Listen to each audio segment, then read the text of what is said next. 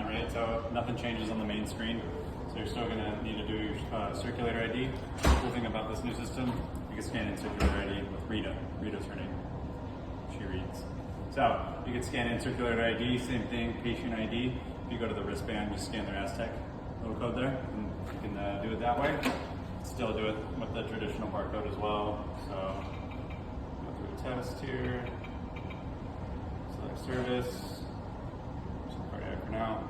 So once you're starting the case, just a reminder: blue, sterile, you're counting in; red, bloody, you're counting out. Keep it simple. So now when you're counting in,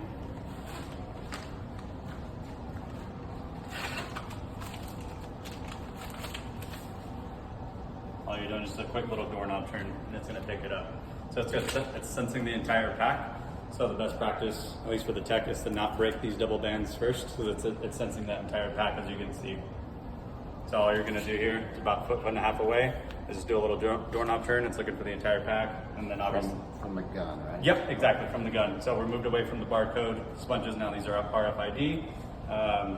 So yeah, exactly. Say foot and a half. Also, if the tech is already scrubbed in, these are open as a circulator.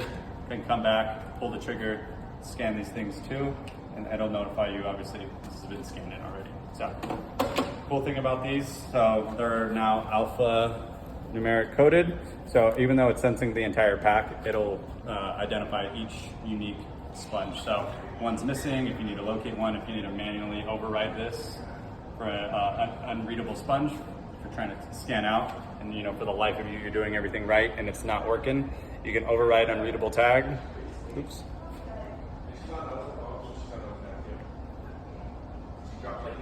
And now you're looking for that specific sponge.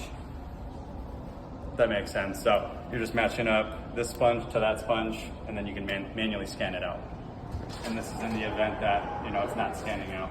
So when you're counting out, Rita must be docked.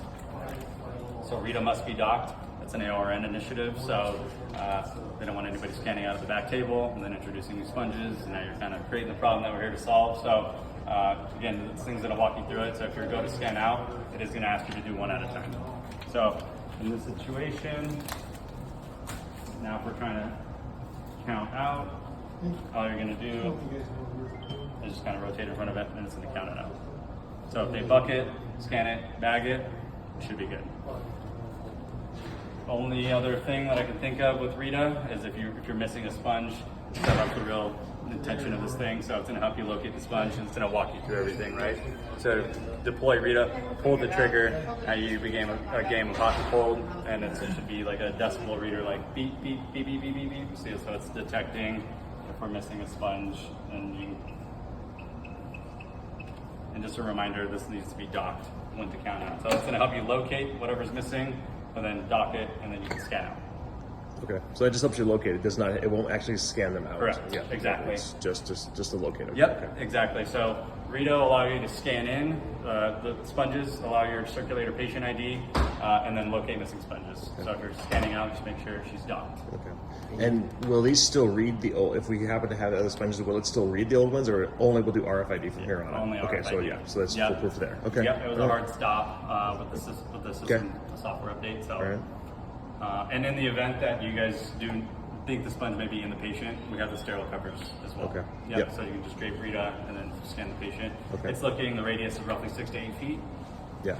Which is important because you said that if you happen to have somebody that's stuck in the room and has another packs available, to not get too close to the machine because it'll just pick up all those other sponges too, and it'll add it to the count. So I appreciate you saying that. Yep. So again, counting in. So this RFID laser is longer when you're counting in to maintain sterility. So say foot and a half. And then if you're counting out, it's much shorter to the distance. So yeah, if you're counting in, somebody walks in with sponges, they're going to help you stock the room, or you're just bringing in extra sponges. The intention is anything in front of it, but it can absolutely pick up stuff on the side. So as you walk in, it could scan in unnecessary sponges. Right. So you have two options: count out, that'll eliminate it, or put it to sleep, and that will happen. Yeah. So it won't add anything new if it's in the sleep mode. Exactly. Yeah. So once you're done counting in, best practice, just hit count out or put it to sleep. Right. It should be good. But if you're still in count in mode, just be mindful of your radius to the machine. Okay. Totally. Great. Exactly. Okay. Yep. Any questions? Can you count out just using Rita. It's only readout? Yeah. Okay. Yeah. And then one of the things that we found out, and you'll quickly see, I get it, techs may have all their sponges here, and they just want to like kind of, it's going to make you do it one at a time. Okay. So. Okay. So the new ones have this little different tag on it, so there's no longer a Aztec code on there. So it's just this tag, which feels pretty secure in there. So. Yep. Cool. All right. That's about it.